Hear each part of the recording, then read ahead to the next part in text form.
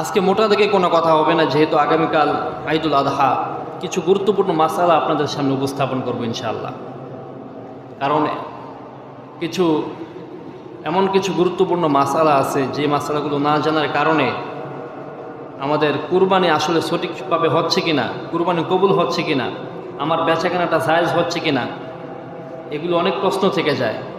এই জন্য এগুলো যেন কোনো প্রশ্ন না থাকে, যাতে এগুলো স্পষ্ট হয়ে যায় সবার কাছে, এই জন্য এই মাসলাগুলো আপনাদের জানার অতীব জরুরি। আমরা সর্বপ্রথম যে মাসলাটি জানবো, প্রায় 40টার মতো মাসালা আপনাদের সামনে থ্রো করবো ইনশাআল্লাহ। প্রথমত যে মাসালাটি আমরা জানবো সেটি হচ্ছে কুরবানি কার উপর ওয়াজিব। কুরবানি একটা ওয়াজিব ইবাদত, এটা সবার উপর ওয়াজিব নয়, নির্দিষ্ট কোনো ব্যক্তিদের উপরে এটা আল্লাহ পাক ওয়াজিব করেছেন। যেমন মুসলমান, আকেল, বালেগ, সুস্থ মস্তিষ্কের এবং সামর্থ্যবান ব্যক্তিদের উপরে কুরবানি ওয়াজিব। যারা আকেল, সুস্থ জ্ঞান সম্পন্ন, তাদের উপর কুরবানি ওয়াজিব। যদি তার উপর সে যদি বালেগ হয়ে থাকে এবং তার কাছে যদি ওই পরিমাণ সম্পদ থাকে। কিন্তু একজন অসুস্থ মানুষ, সে বালেগ কিন্তু সে অসুস্থ, জ্ঞান সম্পন্ন না, সুস্থ মস্তিষ্কের না, কিন্তু তার অনেক টাকা পয়সা আছে, সে সম্পদশালী হওয়া সত্ত্বেও সে অসুস্থ হওয়ার কারণে তার উপর কুরবানি ওয়াজিব না, আপনি সুস্থ থাকতে হবে। প্রশ্ন, কুরবানির মেয়াদ কতদিন? কুরবানির মেয়াদ হচ্ছে 3 দিন, 10, 11, 12 তারিখ আসর পর্যন্ত। এই 3 দিনের মধ্যে কুরবানি আপনাকে করতে হবে। তবে সর্বোত্তম হচ্ছে প্রথম দিন কুরবানি করা। প্রশ্ন, 3 দিনের মধ্যে কোন দিন কুরবানি দেওয়া ওয়াজিব? উত্তম, এই যে প্রথম দিন কুরবানি দেওয়া উত্তম। এরপরও যদি কারো কোনো সমস্যা থাকে, সে লেন্দি করতে পারে, একদিন পর বা লাস্টের দিনও দিতে পারে, তবে সন্ধ্যার আগেই দিতে হবে আপনাকে। প্রশ্ন, নাবালিগের উপর কুরবানি ওয়াজিব কিনা? না, নাবালিগের উপরে কুরবানি ওয়াজিব নয়, কিন্তু তার বাবা যদি নাবালিগের পক্ষ থেকে কুরবানি দেয়, তাহলে কুরবানি দেওয়া যাবে, সমস্যা নাই, এটা মুস্তাহাব। প্রশ্ন, দরিদ্র ব্যক্তির উপর কুরবানি ওয়াজিব কিনা? দরিদ্র ব্যক্তির উপর কুরবানি ওয়াজিব কিনা? না, দরিদ্র ব্যক্তির উপর কুরবানি ওয়াজিব নয়, কিন্তু ওই দরিদ্র গরিব ব্যক্তি যদি কুরবানির ইচ্ছায় নিয়তে পশু কিনে, তাহলে তার উপর কুরবানি দেওয়া ওয়াজিব হয়ে যায়। ঠিক আছে।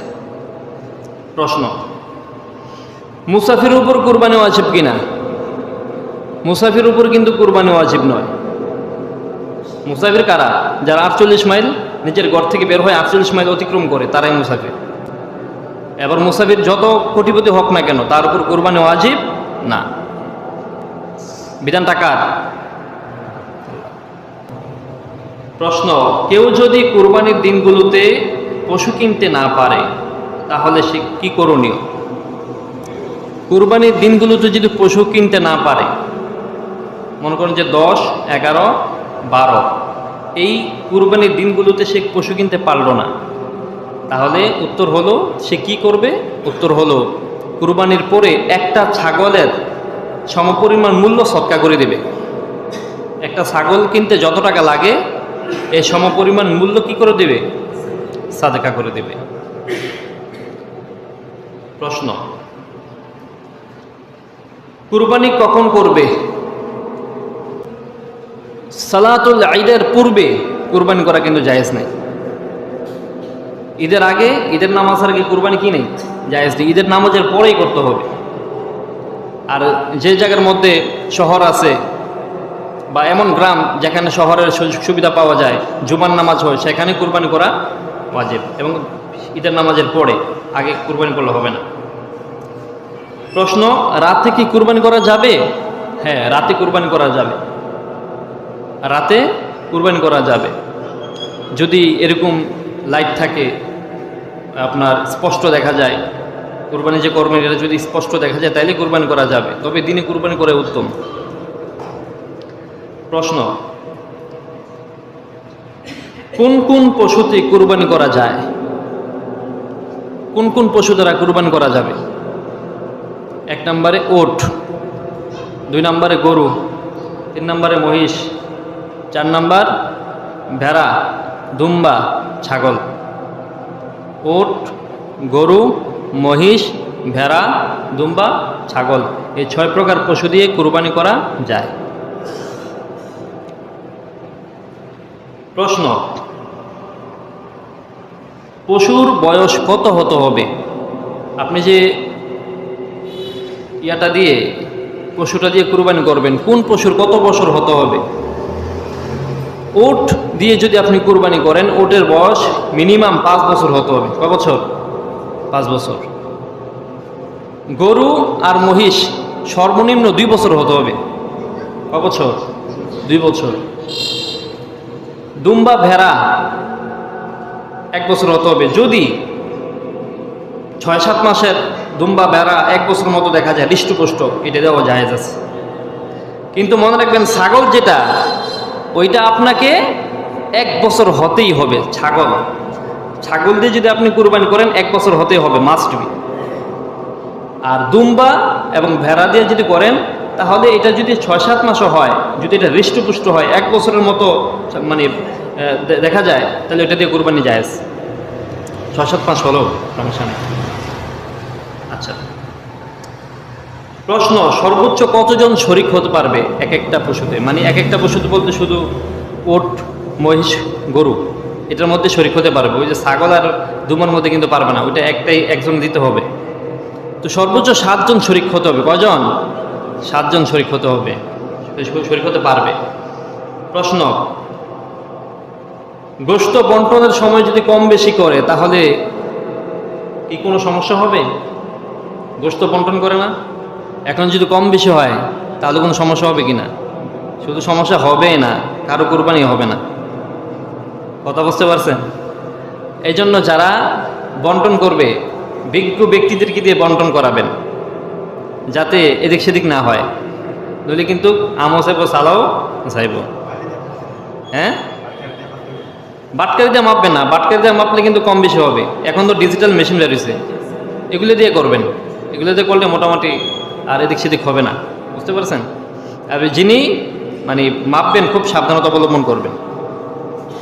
আচ্ছা, প্রশ্ন, কোনো একজন শরিকদার গোশত খাওয়ার নিয়তে কুরবানি করলে কি কুরবানি হবে? আপনারা 4-5 জন মিললে মনে করেন যে একটা গরু কিনলেন কুরবানি করার জন্য। এখন 3 জনের নিয়তে ভালো, একমাত্র আল্লাহর সন্তুষ্টির জন্য কুরবানি দিতেছেন। বাকি একজনের নিয়তে গরমিল। ওনার নিয়ত হচ্ছে উফর দিয়া বলে যে আমি আল্লাহর জন্য দিতেছি, কিন্তু ভিতর ভিতর মাংস কতটুকু পাই, কি আসে না আসে, কপালে কি আছে না আছে, এগুলো যদি তার নিয়ত থাকে, তাহলে কিন্তু কারো কুরবানি হবে না। এই জন্য আমি আমার ব্যক্তিগত সাজেশন হচ্ছে, ব্যক্তিগত একা একা দেওয়াটাই শ্রেয়, উত্তম। আমি যদি একা একা দিই, তাহলে আমার নিয়ত আমি জানি, আমি কার জন্য কিভাবে দিতেছি, কি জন্য দিচ্ছি, এটা আমি জানি। এই জন্য একা একা কুরবানি দেওয়া উত্তম। হ্যাঁ, যদি আপনি শরিকদারের সাথে কুরবানি দেন, ওই শরিকদার যদি সাচ্চা ইমানদার হয়ে থাকে এবং ভালো মনের অধিকারী হয়ে থাকে, তাহলে ঠিক আছে, তাদের সাথে দিতে পারেন। কিন্তু যেমন তেমন লোকদের সাথে কুরবানি দিলে আপনার কুরবানি শেষ, কুরবানি হবে না, আল্লাহর কাছে পুষবে না। আল্লাহ বলছেন, লাইয়ানা আল্লাহ লুহুমুহা ওয়ালা দিমাউহা ওয়ালাকিন আলহুত তাকওয়া মিনকুম। আমার কাছে তো মাংস পোষায় না, রক্ত পোষায় না, তোমাদের তাকওয়াটা পোষায়। আমরা যদি আল্লাহকে ভালোবেসে তাকওয়া অবলম্বন না করে যদি আমরা কুরবানি দেই যেমন তেমন লোকদের সাথে, তাহলে তো কিছুই হলো না। এই জন্য শরিকদার নির্ধারণ করতে সাবধানতা অবলম্বন করা। প্রশ্ন, শরিকদের মধ্যে কারো হারাম ইনকাম থাকলে তাহলে কি কুরবানি হবে? এখন শরিকানার মধ্যে 4-5 জন দিচ্ছেন, 3 জন দিচ্ছেন বা 2 জন দিচ্ছেন, একজনের কুরবানির, একজনের ইনকামের মধ্যে গলদ আছে, হারাম ইনকাম। এখন আপনি বলতে পারবেন আপনি যার সাথে কুরবানি দিচ্ছেন তার ইনকামটা হালাল না হারাম? নিশ্চয়ই দিতে পারবেন, হালালের দিতে পারবেন না তো, ওটাও জানে। এখন তার ইনকামের মধ্যে যদি আংশিক সামান্য যদি হারাম থাকে, তাহলে কিন্তু আপনাদের কুরবানি কারো হবে না, সবার কুরবানি কিন্তু বরবাদ হয়ে যাবে। এই জন্য যেটা বললাম যে শরিকদার নির্ধারণ করতে সাবধানতা অবলম্বন করবে। পিওর টাকা লাগবে, আল্লাহর জন্য দিচ্ছেন না, ওইটাতে যেমন মনে হলে হবে না, পিওর টাকা লাগবে একবারে সলিড। প্রশ্ন, গরু, মহিষ, উট একা কুরবানি দেওয়ার নিয়তে ক্রয় করার পর শরিক রাখা যাবে? এখন আপনি ধনী লোক, 1 লক্ষ টাকা দিয়ে একটা গরু কিনলেন, কেনার পর চিন্তা করলেন যে 1,00,000 টাকা দিয়ে একজনই কিনলাম আমি, এত বড় গরু তো লাগে না, আচ্ছা আমি একজন শরিক নেই, নেওয়া যাবে, কোনো সমস্যা নাই। একজন বা দুজন শরিক নিতে পারবেন, কোনো সমস্যা নেই। তবে উত্তম হলো আপনি যে যাকে শরিক নিচ্ছেন তার টাকাটা আপনার কাছে আসবে না, ওইটা নিজের কাছে না রেখে সৎকা করে দেওয়াটা উত্তম। রাখতে পারবেন, নিজে ভোগ করতে পারবেন, কিন্তু সৎকা করে দেওয়াটাই উত্তম। প্রশ্ন, ল্যাংরা পশু দ্বারা কুরবানি জায়েজ হবে? 3টা পা ভালো, একটা ল্যাংরা, সমস্যা, খুঁড়ে মানে কি করে হাঁটে, ল্যাংরায় হাঁটে আর কি, এরকম পশু দ্বারা কিন্তু কুরবানি জায়েজ নাই। বুঝতে পারছেন? ল্যাংরা পশু দ্বারা কুরবানি জায়েজ নেই। প্রশ্ন, চিকন শুকনা পশু দ্বারা কুরবানি হবে? না। কিছু কিছু পশু আছে খুব জীর্ণ শীর্ণ শরীর, একেবারে চলতে পারে না, যেখানে আপনি কুরবানি করবেন ওই পর্যন্ত যাইতে পারবে না, এরকম পশু দ্বারা কুরবানি জায়েজ নাই। এরকম কিন্তু অনেক পশু কিনে অনেকে, ঠিক আছে, আমি নিজেও দেখছি। তো আপনার কে বলছে? আপনার যদি সামর্থ্য না একটা দিয়ে না, আপনি আল্লাহর জন্য যখন দিবেনই ভালোটা দেন, তাই না? আচ্ছা, প্রশ্ন, দাঁত